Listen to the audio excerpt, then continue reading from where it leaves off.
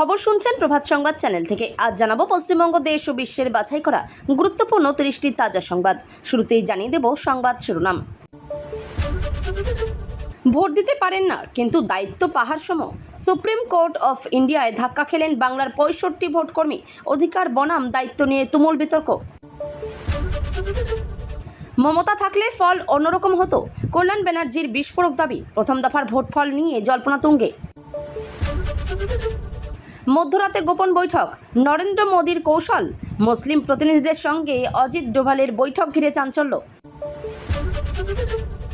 রাজনীতিতে বড় টুইস্ট, রাঘব চাড্ডা নাকি যোগ দিচ্ছেন বিজেপিতে। একাধিক সাংসদও সঙ্গে জোর জল্পনা। মোদী বনাম মমতা, সংঘাত চরমে। মমতা ব্যানার্জি ক্ষুব্ধ, যাদবপুর মন্তব্যে প্রধানমন্ত্রীর বিরুদ্ধে কড়া চিঠি। ভোট কেন্দ্রে সিনেমার মতো ঘটনা, 2 বছর আগে পালানো স্ত্রী ভোট দিতে আসতেই স্বামীর হাতে ধরা, স্তম্ভিত প্রশাসন। 93% ভোটে রাতভর বিশ্লেষণ। অমিত শাহ জানালেন সম্ভাব্য ফল, কত আসন নিশ্চিত তা নিয়ে উত্তেজনা। মোদীকে সমর্থনের আবেগঘন কারণ, পানিহাটি থেকে অভয়ের মায়ের বার্তা, না হলে আমার কোল খালি থাকতো। বিজেপি বনাম তৃণমূল আসন লড়াই, দিলীপ ঘোষ জানালেন প্রথম দফার সম্ভাব্য ফলাফল। হাইকোর্টে তৃণমূলের নালিশে বড় মোড়, 24 ঘন্টার মধ্যে নির্বাচন কমিশনকে জবাবের নির্দেশ। 125 বনাম 110, বাস্তবের অঙ্ক কি বলছে? 152 আসনে কার দখল? বিশ্লেষণে নতুন সমীকরণ। মহিলাদের জন্য 10 গ্যারান্টি, মোদীর প্রতিশ্রুতি। অন্নপূর্ণা ভান্ডার ছাড়াও বড় ঘোষণা। 10 দিনের চ্যালেঞ্জ, অভিষেক ব্যানার্জির খোলা চ্যালেঞ্জ অমিত শাহকে। রাজ্য রাজনীতিতে উত্তেজনা। 27 লক্ষ মামলা, নিষ্পত্তি মাত্র 136। বিচার ব্যবস্থা নিয়ে প্রশ্ন, হাইকোর্টে তীব্র পর্যবেক্ষণ। দ্বিতীয় দফায় 142 আসনে মহারণ, দক্ষিণবঙ্গে ঘাসফুলের দাপট। বিজেপি কোথায় দুর্বল? দুটোই আবর্জনা, অভিষেক ব্যানার্জির জনসভায় বিস্ফোরক মন্তব্য। অনুব্রতর স্বীকারোক্তি বিতর্কে আগুন, প্রথম দফার পরই আসন কম পাওয়ার আশঙ্কা। ফিরাদের সঙ্গে আত্মিক সম্পর্ক, মমতার বিস্ফোরক মন্তব্যে নতুন জল্পনা। যাদবপুরে মোদীর আত্মবিশ্বাসী সুর, বিজেপির বড় জয়ের ইঙ্গিত। হাই ভোল্টেজ তাড়িয়ে ছুঁয়ে ভয়াবহ বিস্ফোরণ, মালগাড়ির উপর উঠে তরুণের মর্মান্তিক মৃত্যু। এক বুথে 99.62% ভোট, নজিরবিহীন ভোটদানে রহস্য ঘনীভূত। শুভেন্দু হারছেন, নন্দীগ্রাম নিয়ে বড় ভবিষ্যৎবাণী। পোস্ট অফিস স্কিমে দারুণ রিটার্ন, 1,45,000 সুদ। নতুন বিনিয়োগে আগ্রহ বাড়ছে। দ্বিতীয় দফার ভোট সূচি প্রকাশ, কোন জেলায় কত আসনে ভোট, সম্পূর্ণ তালিকা। ওসির বিরুদ্ধে কড়া কমিশন, হিঙ্গলগঞ্জে অভিযোগে নতুন মোড়। 24 ঘন্টার মধ্যে কমিশনের জবাব, পুলিশ পর্যবেক্ষক মামলায় হাইকোর্টের নির্দেশ। প্রেমের ফাঁদে ধর্মান্তকরণ অভিযোগ, আদিবাসী তরুণী কাণ্ডে গ্রেপ্তার অভিযুক্ত। গৃহকর্মীর হাতে চিকিৎসক খুন, আত্মসমর্পণে চাঞ্চল্য। নতুন নির্বাচন নির্দেশিকা জারি, দ্বিতীয় দফার আগে কমিশনের কড়া পদক্ষেপ। বাংলায় বিজেপি সরকার হবেই, অমিত শাহের আত্মবিশ্বাসী দাবি। ইভিএম নিয়ে রহস্য, ভোট শেষে অন্ধকার মাঠেও উধাও ভোটকর্মী, তীব্র বিতর্ক। এতক্ষণ শুনছিলেন সংবাদ শিরোনাম। বিস্তারিত খবর শোনানোর পূর্বেই আপনাদের কাছে করব একটি ছোট্ট অনুরোধ, আমাদের চ্যানেলে নতুন হয়ে থাকলে চ্যানেলটি সাবস্ক্রাইব করে পাশে থাকবেন। আসছি বিস্তারিত খবরে।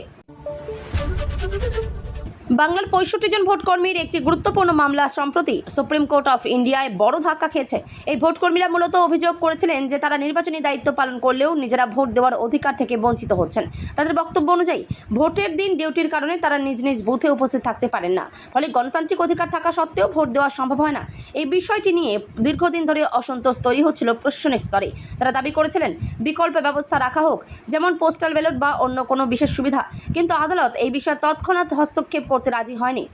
সুপ্রিম কোর্ট জানিয়েছে এটি একটি নীতিগত ও প্রশাসনিক বিষয়। এ ধরনের সিদ্ধান্ত নির্বাচন কমিশনের আওতায় পড়ে, ফলে আদালত সরাসরি কোনো নির্দেশ দেয়নি। এই রায়ে ভোটকর্মীদের মধ্যে হতাশা ছড়িয়েছে। তাদের মতে যারা গণতন্ত্র রক্ষা করছেন তারাই অধিকার থেকে বঞ্চিত হচ্ছেন।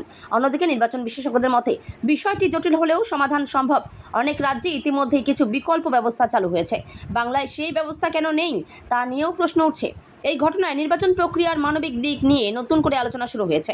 ভবিষ্যতে এই বিষয়টি আবার আদালতে উঠতে পারে বলেও মনে করা হচ্ছে, কারণ এটি সরাসরি গণতান্ত্রিক অধিকারের সঙ্গে যুক্ত। প্রথম দফার ভোট শেষ হতেই রাজনৈতিক মহলে শুরু হয়েছে জোর আলোচনা। এই পরিস্থিতিতে তৃণমূল সাংসদ কল্যাণ ব্যানার্জি একটি বিস্ফোরক মন্তব্য করেছেন। তিনি দাবি করেছেন, যদি মমতা ব্যানার্জি সরাসরি নির্বাচনী নেতৃত্বে থাকতেন তাহলে ফল সম্পূর্ণ ভিন্ন হতে পারত। তার এই মন্তব্য ঘিরে তৈরি হয়েছে তীব্র বিতর্ক। অনেকে মনে করছেন এটি দলের অভ্যন্তরীণ অসন্তোষের ইঙ্গিত। কল্যাণ ব্যানার্জি আরও বলেন, সংগঠন ও কৌশলের কিছু ত্রুটি ছিল যার প্রভাব পড়েছে ভোটে। তিনি ইঙ্গিত দেন, নেতৃত্বের পরিবর্তন হলে ফল আরও ভালো হতে পারত, যদিও তিনি সরাসরি কাউকে দোষ দেননি। এই মন্তব্য বিরোধী দলগুলিও হাতিয়ার হিসেবে ব্যবহার করছে। তারা বলছে তৃণমূলের ভেতরে বিভাজন তৈরি হয়েছে। অন্যদিকে তৃণমূলের একাংশ এই মন্তব্যকে ব্যক্তিগত মত বলে উড়িয়ে দিয়েছে। রাজনৈতিক বিশ্লেষকদের মতে ভোটের পর এমন মন্তব্য সাধারণত বড় ইঙ্গিত দেয়। এটি ভবিষ্যতের রাজনৈতিক সমীকরণেও প্রভাব ফেলতে পারে। বিশেষ করে দ্বিতীয় দফার আগে এই মন্তব্য আরও গুরুত্বপূর্ণ হয়ে উঠেছে। এখন নজর থাকবে দলীয় নেতৃত্ব কিভাবে এই পরিস্থিতি সামাল দেয়। রাজনৈতিক মহলে হঠাৎ করে চাঞ্চল্য ছড়িয়েছে একটি খবরকে কেন্দ্র করে। আম আদমি পার্টির তরুণ নেতা রাঘব চাড্ডা নাকি বিজেপিতে যোগ দিতে চলেছেন, এমনই জল্পনা শুরু হয়েছে। খবরে দাবি করা হচ্ছে তার সঙ্গে আরও কয়েকজন সাংসদও দল বদল করতে পারেন। যদি এই ঘটনা সত্যি হয় তাহলে তা হবে বড় রাজনৈতিক ধাক্কা। কারণ রাঘব চাড্ডা এএপির অন্যতম গুরুত্বপূর্ণ মুখ। তিনি দিল্লি ও পাঞ্জাব রাজনীতিতে গুরুত্বপূর্ণ ভূমিকা পালন করেছেন। তবে এখনও পর্যন্ত এই বিষয়ে কোনো আনুষ্ঠানিক ঘোষণা হয়নি। না এএপি বা না বিজেপি কেউই বিষয়টি নিশ্চিত করেনি।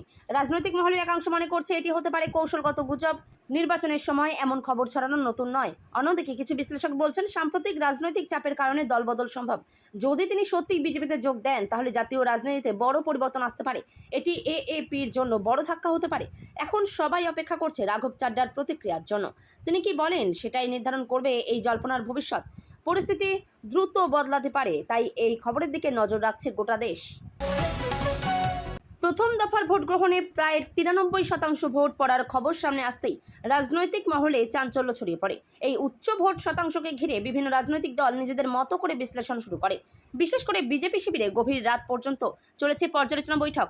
এই বৈঠকের কেন্দ্রে ছিলেন অমিত শাহ। তিনি ভোটের প্রবণতা, বুথভিত্তিক তথ্য এবং সংগঠনের রিপোর্ট খুঁটিয়ে দেখেন। কোন এলাকায় কত শতাংশ ভোট পড়েছে সেটাও আলাদা করে বিশ্লেষণ করা হয়। উচ্চ ভোটের হার সাধারণত পরিবর্তনের ইঙ্গিত দেয়, এমনটাই মনে করেন রাজনৈতিক বিশ্লেষকরা। এই কারণেই বিজেপি শিবিরে কিছুটা আশঙ্কা এবং কিছুটা আত্মবিশ্বাস দুইই ছিল। রাতভর আলোচনার পর সকালে শাহ জানান, কয়েকটি আসনে বিজেপির জয় প্রায় নিশ্চিত। তিনি দাবি করেন ভোটারদের সারা ইতিবাচক এবং প্রতিফলন ফলাফলে দেখা যাবে। তবে তিনি সুনির্দিষ্ট সংখ্যা জানাননি, যা নিয়ে কৌতূহল আরও বেড়েছে। অন্যদিকে বিরোধী শিবির এই দাবিকে রাজনৈতিক বার্তা বলে উড়িয়ে দিয়েছে। তাদের মতে ভোটের পরে এই ধরনের দাবি স্বাভাবিক। বিশেষজ্ঞদের মতে এত বেশি ভোট পড়া মানেই ফল চমকপ্রদ হতে পারে, কারণ এতে নতুন ভোটারদের অংশগ্রহণ বাড়ে। এখন নজর থাকবে এই নিশ্চিত আসনের দাবি কতটা বাস্তব হয়। দ্বিতীয় দফার আগে এই বিশ্লেষণ রাজনৈতিক কৌশলেও প্রভাব ফেলতে পারে। প্রথম দফার ভোট শেষ হওয়ার পরেই বিজেপি নেতা দিলীপ ঘোষ একটি বড় দাবি করে রাজনৈতিক উত্তাপ বাড়িয়ে দিয়েছেন। তিনি সরাসরি জানিয়েছেন বিজেপি কতগুলো আসনে এগিয়ে এবং কতগুলি জিততে পারে। তার দাবি অনুযায়ী প্রথম দফায় বিজেপির শক্তিশালী অবস্থানে রয়েছে। তিনি বলেন, গ্রাউন্ড রিপোর্ট অনুযায়ী বিজেপির পক্ষে প্রবল হাওয়া বইছে। বুথ স্তরের কর্মীদের রিপোর্ট থেকেও ইতিবাচক ইঙ্গিত পাওয়া গেছে। দিলীপ ঘোষ আরও দাবি করেন, তৃণমূল কংগ্রেস অনেক আসনে পিছিয়ে পড়েছে। বিশেষ করে গ্রামীণ এলাকায় বিজেপির পারফরমেন্স ভালো হয়েছে বলে তিনি জানান। এই মন্তব্য ঘিরে রাজনৈতিক বিতর্ক শুরু হয়েছে। তৃণমূলের পক্ষ থেকে বলা হয়েছে এটি সম্পূর্ণ ভিত্তিহীন দাবি। তাদের মতে ভোটের আসল ফল ঘোষণার আগে এই ধরনের মন্তব্য শুধুই প্রচার কৌশল। বিশ্লেষকদের মতে ভোটের পরে এই ধরনের অগ্রিম ফল ঘোষণা সাধারণ ব্যাপার। এতে কর্মীদের মনোবল বাড়ানো হয়, তবে বাস্তব ফলাফল অনেক সময় এই দাবির থেকে আলাদা হয়। এখন প্রশ্ন, দিলীপ ঘোষের এই হিসেব কতটা সঠিক প্রমাণিত হবে। দ্বিতীয় দফার আগে এই মন্তব্য রাজনৈতিক পরিবেশকে আরও উত্তপ্ত করে তুলেছে। সব পক্ষই এখন নিজেদের অবস্থান শক্ত করতে ব্যস্ত। প্রথম দফার ভোটের পরেই শুরু হয়েছে আসন নিয়ে হিসেব নিকেশ। একদিকে 125 আসনের দাবি, অন্যদিকে 110। এই দুই সংখ্যার লড়াই এখন আলোচনার কেন্দ্রে। মোট 152টি আসনকে ঘিরে তৈরি হয়েছে এই জটিল সমীকরণ। বিভিন্ন রাজনৈতিক দল নিজেদের মতো করে সংখ্যার হিসেব দিচ্ছে। কেউ বলছে স্পষ্ট জয়, কেউ বলছে হাড্ডাহাড্ডি লড়াই। তবে এটি কোনো এক্সিট পোল নয়, বরং সম্পাদকীয় বিশ্লেষণ। যেখানে বিভিন্ন তথ্য ও প্রবণতা মিলিয়ে একটি সম্ভাব্য চিত্র তুলে ধরা হয়েছে।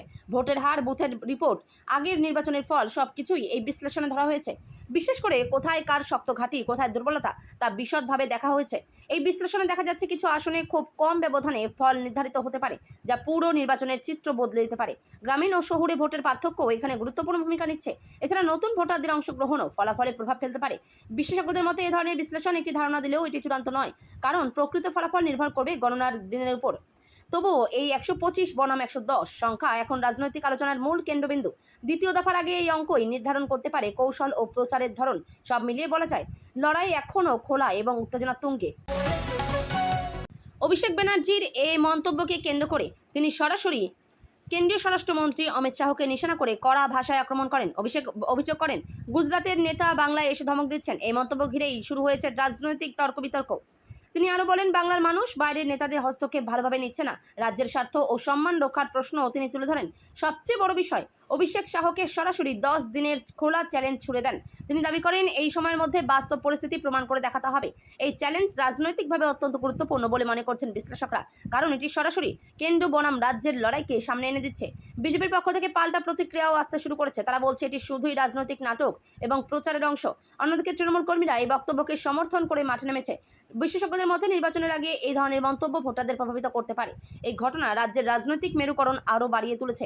এখন দেখার বিষয়, এই 10 দিনের চ্যালেঞ্জ কিভাবে বাস্তবে রূপ নেয়। দ্বিতীয় দফার আগে এই মন্তব্য নির্বাচনী কৌশলেও প্রভাব ফেলতে পারে। একটি গুরুত্বপূর্ণ আইনি বিষয় নিয়ে বড় বিতর্ক তৈরি হয়েছে আদালতে। তৃণমূল নেতা কল্যাণ ব্যানার্জি একটি প্রশ্ন তুলে ধরেন, যা ব্যাপক চাঞ্চল্যের সৃষ্টি করেছে। তিনি জানান, প্রায় 27 লক্ষ মামলা ট্রাইব্যুনালে পড়ে আছে, কিন্তু তার মধ্যে মাত্র 136টি নিষ্পত্তি হয়েছে বলে অভিযোগ। এই পরিসংখ্যান সামনে আসতেই আদালতে উত্তেজনা তৈরি হয়। এই প্রসঙ্গে প্রধান বিচারপতি গুরুত্বপূর্ণ মন্তব্য করেন।